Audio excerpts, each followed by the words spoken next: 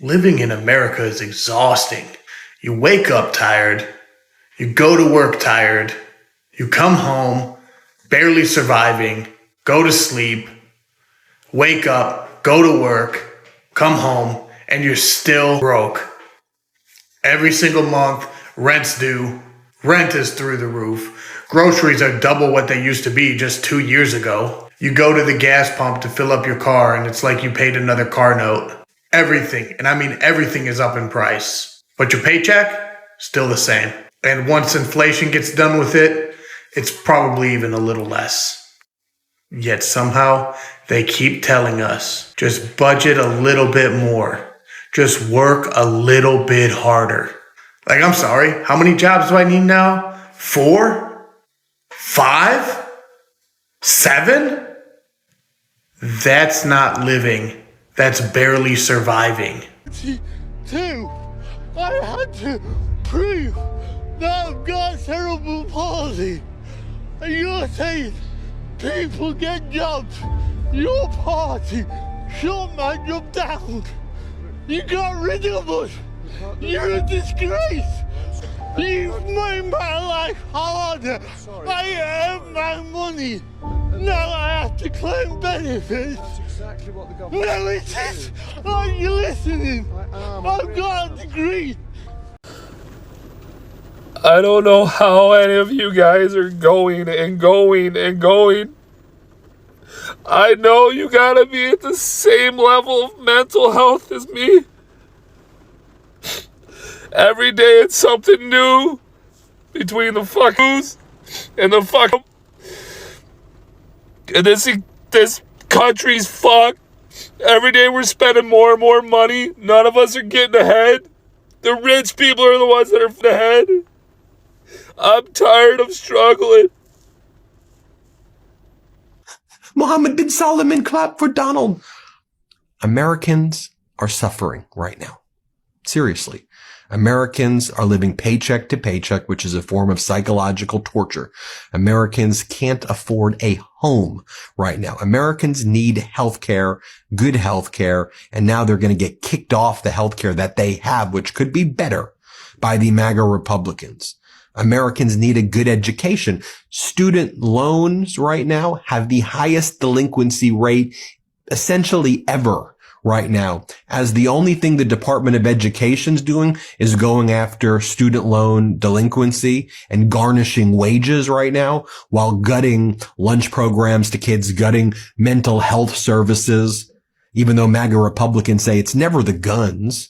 Aiden Ross, the 23-year-old internet personality who, of course, is a MAGA Donald Trump superfan, the guy who gives... Something is deeply broken in this country, and it's not just the economy, it's people's spirit. It's the quiet desperation millions of people carry every single day. You feel it when you open your fridge and see empty shelves. You feel it when that Trent invoice hits your inbox. You feel it in your chest when the gas light turns on and your bank account is already overdrawn. People were sold a dream that said, work hard, follow the rules, do your part, and you'll be okay. Go to school, serve your country, get a degree, stay out of trouble, work your 9 to 5, and one day you will own a home. You'll have healthcare, you'll have peace. But that dream, it's disintegrating. And for some, it's already dead. Let's talk about the people that are suffering in real time. Let's talk about veterans, men, women who signed up, risked their lives, came home with physical scars, emotional wounds, and broken promises. They return to a system that hands them a couple hundreds back a month and a bottle of pills like that's supposed to fix the trauma they carry. They go to the VA, sit in lines for hours, talk to people who barely make eye contact, and walk out feeling like a burden than a hero. One veteran said it best. I went overseas for this country. I buried my friends. I came home expecting help. Instead, I got prescription and silence. We talk about honoring them. We post flags and hashtags on Veterans Day. But the rest of the year, they are invisible. They are homeless. They are in pain. They are dying by suicide. We tell them, thanks for your service, and then walk past them on the street. This isn't gratitude. This is betrayal. And it's not just our veterans. Let's talk about the working class, the people who built this country, who drive your Ubers, bag your groceries, fix your plumbing, serve your coffee, teach your kids, and keep the lights on. They are working long hours for less pay. They are clocking in with injuries, skipping meals so their kids can eat, skipping doctor's visit because they can't afford the co-pay. Some of them have college degrees, some of them have multiple jobs, and yet they are still broke. There are people making $75,000 a year and they still struggling. And that used to mean something. 75K US dollars used to be a sign you'd made it. You could afford a home, a decent car, maybe even a vacation once a year. Now, it barely keeps you afloat. Between rent, insurance, gas, groceries, and debt, it vanishes before you even see it. You make 75K US dollars and still live like you're very poor.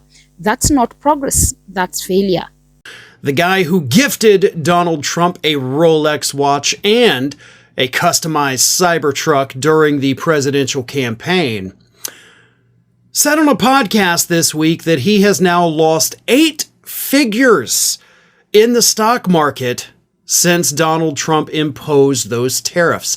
8 figures. So, I don't know if you need to do the quick math there, but that's over $10 million this person, Aiden Ross, claims to have lost, all because of the man that he supported for president. Here is what he said on a podcast with his ally, DJ Academics. He revealed that he's lost 8 figures in the stock market, and he added, "People are getting killed. Me too. We all are." And it was at that point that DJ Academics said, "Damn, you over here like, damn, Kamala, come back to me." Now, Aiden Ross didn't necessarily agree with that, but he also didn't necessarily disagree with that. And of course, Academics said that in jest, right? Like, man, you're wishing Kamala would come back. But I gotta tell you, a lot of people are wishing that right now, including a lot of people who did openly, vocally support Donald Trump. How do you enjoy your weekend when you're stressed and overwhelmed? We wake up on Saturday and the weight's still there. It doesn't matter if you're off work or at work. The bills are stacking up. The house is still a mess in your brain. Well, it won't shut off, will it? You try to relax, but you feel guilty for it. You try to rest, but the world says you're lazy if you do. You want to breathe, but it feels like every second you waste might put you even farther behind. People say, "Oh, just enjoy your time off." Bro, I can't. I'm too damn tired to be present and too anxious to sit still. I feel like I'm drowning in responsibility while everyone else is out here living. And your job from Friday has you already anxious for what's to come when you go back on Monday, because you're left with a huge mess on your hands and now you got to walk back into that train wreck. The weekend's supposed to be a break, but for a lot of us, it's just a pause in the chaos. We don't relax, we just barely recover. And deep down, we're all just wondering, how much can we do and how long can we do this for before we finally break? Monday's almost here, folks, and that's always there in the back of our minds. It's always there waiting for us. And before you know it, that alarm clock's going to be ringing at 5 or 6 a.m. Monday morning, and back you are. Let me ask you this. How many of you have delayed a medical appointment because you didn't want to risk $1,200 ER bill? How many of you have skipped a meal because the fridge was empty and payday was still 4 days away? How many of you are scared to open your mailbox because you already know what's inside? Bills you can't pay, warnings and shut off notice. We act like people are lazy. We call them entitled, but the truth is people are exhausted. This isn't laziness. This is survival. This is what happens when a nation stops caring about the people who held it up. And here's the part nobody wants to admit. For many Americans, this isn't just economic, it's emotional. The cost of living in this country is currently, it's not going to be, it is currently unsustainable. And there are people that they know this, but then they'll still look at somebody else that's struggling and then tell them they're not doing good enough. I want you to imagine somebody that makes $75,000 a year. That's a pretty high up wage in terms of like top earners in this country, $75,000 a year. And we're going to go through some things here. This is a person with no debt outside of a car. And please don't hit me with the, you can go buy a car for, shut up, shut up, stop saying ridiculous things. An entry-level decent car is $30,000. So this person who puts $200 a month into insurance and they pay 5% into their 401k, because shut up, people should be able to put money into their retirement. Because if you're not doing it now, you're never going to get to start doing it later. So after those two things come out of their paycheck and their taxes are paid, they bring home $53,850 a year from a $75,000 paycheck. Average rent in my state for a one-bedroom apartment, because an adult should be able to live by themselves, $1,700. That car payment at 6% for an entry-level, very reasonable sedan, nothing fancy, the car payment's $579 a month. Car insurance, $240 or so a month for a lot of vehicles in this day and age. You're a young person, you've got a nice job, but the insurance companies still want to screw you over. Food. You only cook at home. You never, ever go out. You only cook at home and you only eat. It's psychological, it's spiritual. When you work hard and still fall behind, it breaks something inside you. When you serve your country and come home to find that your government forgot about you, it hollows you out. When you have a degree and still can't get hired for a job with benefits, it makes you question your worth. When you look at your kids and realize you can't give them better than what you had, it crushes your soul. People aren't just broke, they are broken. They are not just underpaid, they are unseen. They are not just struggling, they are suffocating. You know what some folks are calling this? Psychological torture. That's how it feels. To go to work, come home and still not be able to make ends meet. To do everything right and still be punished. It's a kind of emotional violence, slow, invisible, but deadly. We don't talk about that enough. We don't talk about the depression that sets in when every day feels like quicksand. We don't talk about the anxiety of choosing between rent and groceries. We don't talk about the quiet shame of having to tell your kid, no, we can't afford that. Not because you're lazy, not because you are irresponsible, but because the system is rigged. Let's be real, this country is rewarding the wrong people. CEOs destroy entire town and get bonus. Hedge fund managers gamble with people's future and get bailed out. Politicians shut down factories with stroke of a pen and then go on TV talking about America jobs like they are not the ones killing them. Meanwhile, the guy who wakes up at 4 a.m. to drive a bus can't afford an oil change. The woman who works the overnight shift in a hospital has to sleep in a car because rent went up to $600 in 1 year. The grad student with $80,000 in debt is delivering pizza just to keep the lights on. We say we are a land of opportunity, but opportunity for who? It's not just the economy that's broken. It's our sense of fairness, our sense of justice, our sense of community. We've turned suffering into background noise.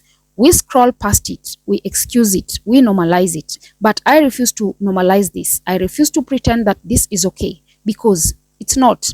It's not okay that veterans are dying in silence. It's not okay that working families can't afford food.